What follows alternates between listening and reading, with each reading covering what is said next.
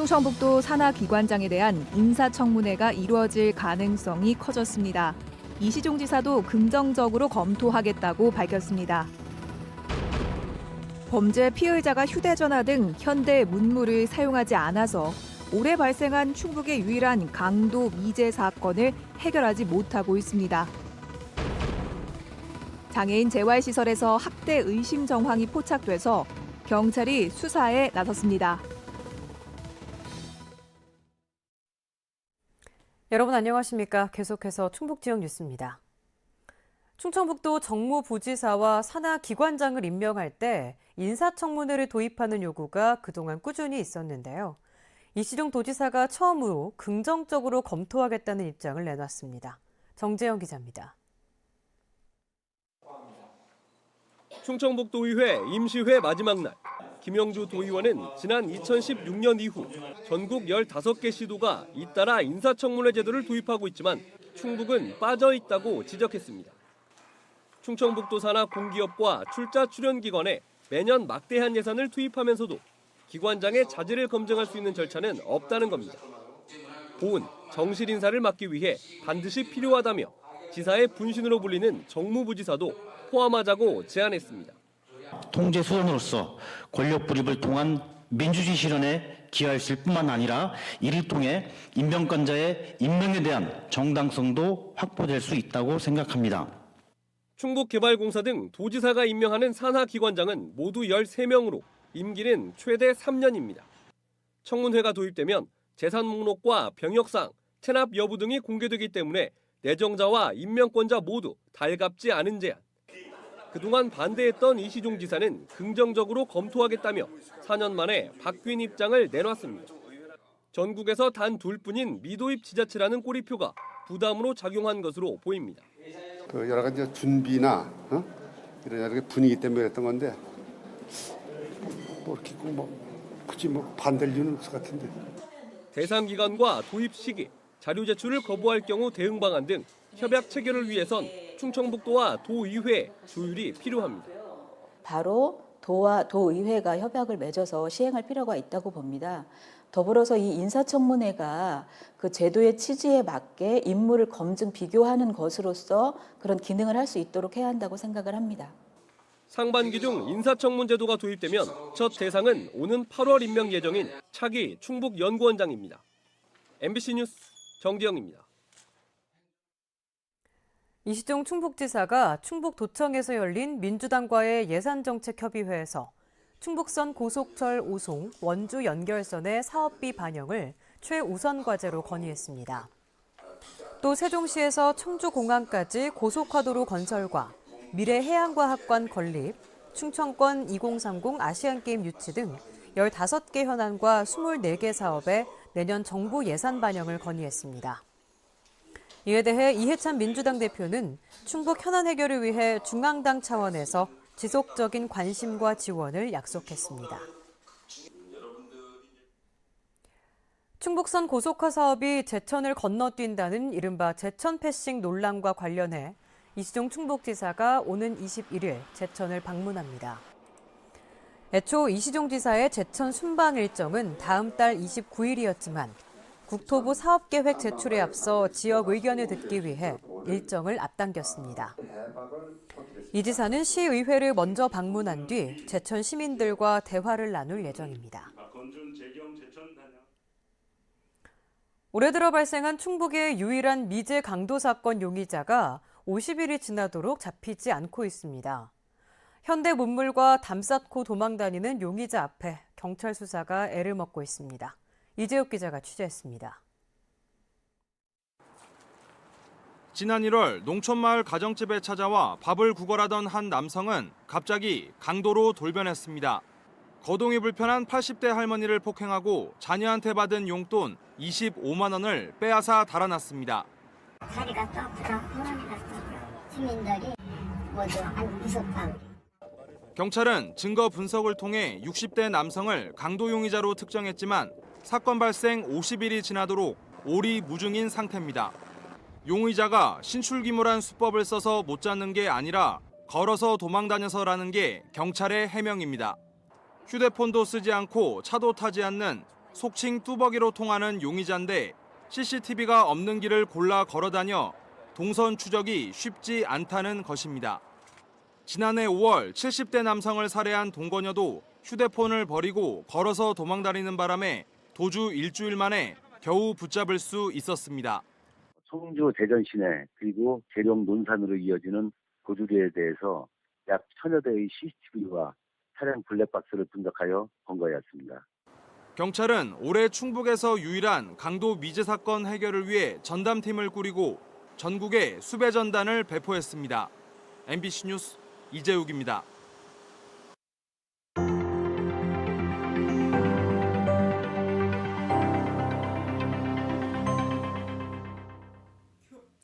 청주 송절동 일대에 조성되는 테크노폴리스 개발을 두고 말들이 많습니다. 개발 자체보다도 그 과정과 절차, 의견 수렴 등에 석연치 않은 부분들이 많기 때문일 텐데요. 그중에서도 청주시의 문화 감수성을 짚어보려 합니다. 청주 무심천 서쪽 구릉에선 지난 1982년부터 7차례에 걸쳐 조사 끝에 석실묘 3기와 토광묘 320기, 철제무기와 토기 등 3천여 점을 발굴했습니다.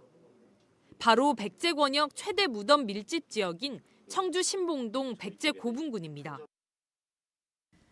당시 하나의 물음표가 남았습니다. 집단 무덤은 발견됐는데 그렇다면 이 많은 사람들이 대체 어디서 살았을까?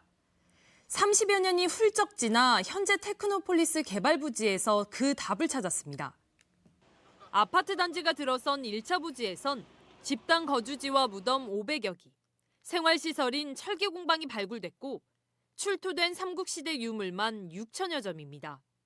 아직 발굴 작업 중인 2차 부지에서도 당시 생활상을 알 수 있는 독특한 부장품과 토기 등 제철로와 인공수로 이례적인 평지분묘들이 무더기로 발굴됐습니다. 전국적으로 비교해도 역사적 가치가 큽니다. 야, 이거 좋은 유적이라고 할 정도가 아니라 청주 형성의 초기 유적 자리도 충분히 추론이 가능하지 않나요? 좀 차분하게 좀 조사하고 남겨놓고 하는 게 더 우선일 것 같은데. 그죠? 신봉동 고분군과 청주 테크노폴리스 집단 거주지 일대는 3에서 5세기 백제시대 청주의 초기 역사와 문화를 여실히 보여주는 소중한 문화재입니다. 직지의 고향인 청주, 게다가 문화체육관광부가 법적으로 지정하는 문화도시 사업을 추진하고 있는 청주. 그렇다면 이런 희소식에 기뻐하고 활용안을 모색하는 게 청주시의 역할 아닐까요? 그러나 청주시는 그닥 달갑지 않은 모양새입니다. 시민단체들과 역사 전문가들이 잇따라 개발을 멈추고 문화재 보존 방안부터 논의하자고 아무리 얘기를 해도 공로나 노력 없이 3차 개발 고시부터 강행했습니다. 청주시의 입장은 이렇습니다. 나올지도 안 나올지도 모르는 3차 유물을 놓고 대책을 논할 수는 없다. 발굴된 유물은 국가귀속이니 국립박물관으로 이전하는 게 당연한 수순이다. 문화재 보존과 관리는 문화재청 소관이므로 사업단과 문화재청이 협의할 사안이다. 그야말로 뒷짐지고 있는 모양새입니다. 테크노폴리스 발굴 문화재의 가치가 입증되면서 문화재청의 심의를 받아야 하는 테크노폴리스 사업단이 마련한 보존 방안은 이렇습니다. 3차 개발 부지 가운데 임야와 구릉 3곳, 17만여 제곱미터를 원형 보존해 역사공원으로 만들고 1차 부지에서 발굴된 집터 1기와 제철소 1기를 본뜨고 79동의 집터 모형을 갖춘 유구전시관을 마련하겠다는 것입니다. 이게 바로 현재 짓고 있는 유구전시관인데요. 아파트와 산업단지 사이에 맥락 없이 초라하게 들어선 전시관에 굳이 사람들이 찾아올까요? 면피용 전시관이란 생각이 들 수밖에 없는 대목입니다. 흔히들 매장 문화재는 한 번 파면 끝이라고 말합니다. 그렇다면 3차 개발엔 더욱 신중해야 하지 않을까요? 그리고 설령 이미 파버린 1, 2차 부지라도 발상의 전환을 통해 한국사의 초기 백제사 공백을 메울 수 있는 문화자산으로 활용할 수 있진 않을까요? 예를 들어 무덤이나 집터 원형을 보완해 유리로 덮어 테마공원이나 박물관 단지를 만들 수도 있지 않을까요? 지역 정체성을 가진 귀중한 유물이 청주 국립박물관의 수장고가 부족해 경주로, 2년여 뒤엔 공주로 옮겨 다니는 문제도 있습니다. 청주시가 20% 지분을 가지고 있는 청주TP가 설립한 청주TP 자산관리가 현재 청주 테크노폴리스의 모든 사업을 진행하고 있습니다. 그래서 개발을 서두르는 걸까요? 있는 문화자산도 제대로 관리하지 못하는 청주시. 과연 문화도시로 자격이 있을까요? 문화도시를 강조하는 한범덕 시장이 답해야 할 차례입니다. 뉴스 돋보기 조미입니다.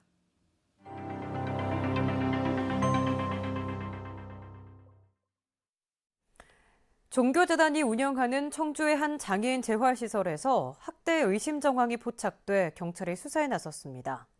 발견 당시 피해 장애인은 의식이 없을 정도로 위독해 긴급 수술을 받았는데 몸 곳곳에서 멍자국도 발견됐습니다.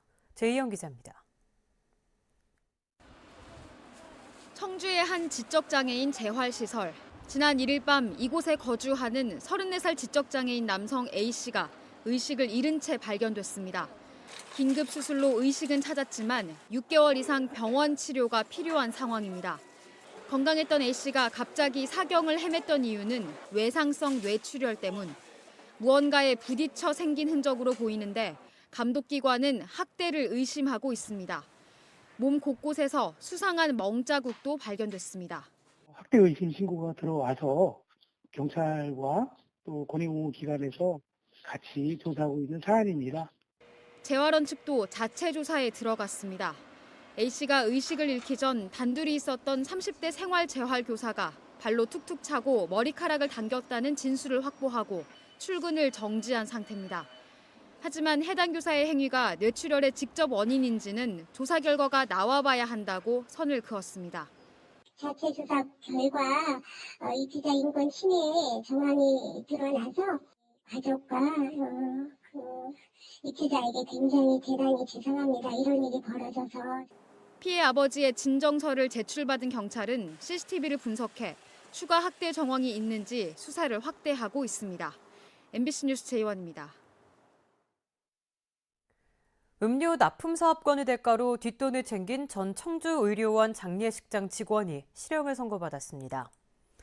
청주지법 형사 5단독 정현주 판사는 지난해 특정 음료 도매업자에게 5년 동안 납품권을 주기로 약속한 뒤 1,500만 원의 뒷돈을 챙긴 청주의료원 장례식장 전 직원 황모 씨에게 징역 1년 6월에 집행유예 3년, 벌금 1,500만 원을 선고했습니다. 또 뒷돈을 준 도매업자에게도 징역 8월에 집행유예 2년을 선고했습니다. 황 씨는 수사가 진행되던 지난해 여름 파면 조치됐습니다. 충북에서 처음으로 윤창호법이 적용됐다 집행유예를 선고받은 사건과 관련해 검찰이 항소했습니다. 지금까지 충북 지역 뉴스였습니다. 고맙습니다.